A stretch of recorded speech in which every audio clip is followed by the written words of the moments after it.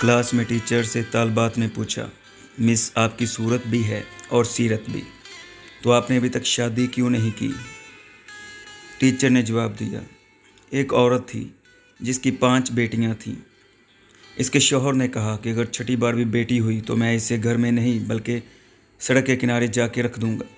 खुदा की मसलहत थी, छठी बार भी बेटी हुई तो शौहर ने वही किया जो कहा था। बेटी को उठाकर रात के अंधेरे में सड़क के किनारे रखाया। सुबह हुई तो जाके देखा बच्ची को किसी ने नहीं उठाया। 7 दिन यही करता रहा मगर आखिरकार बेटी को घर ले आता है। कुछ अर्सा गुजरने के बाद इसके यहाँ फिर पैदाइश होती है मगर इस बार लड़की नहीं बल्कि लड़का हुआ। कुछ दिन गुजरने के बाद जो सबसे बड़ी बेटी थी वो मर जाती है।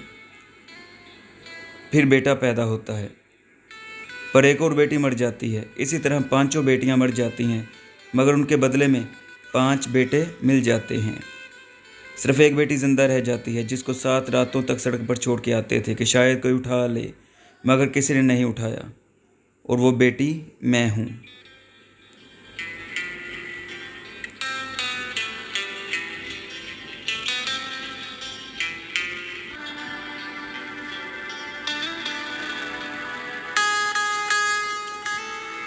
मेरा बाप बीमार है और माँ इस दुनिया से चल बसी है।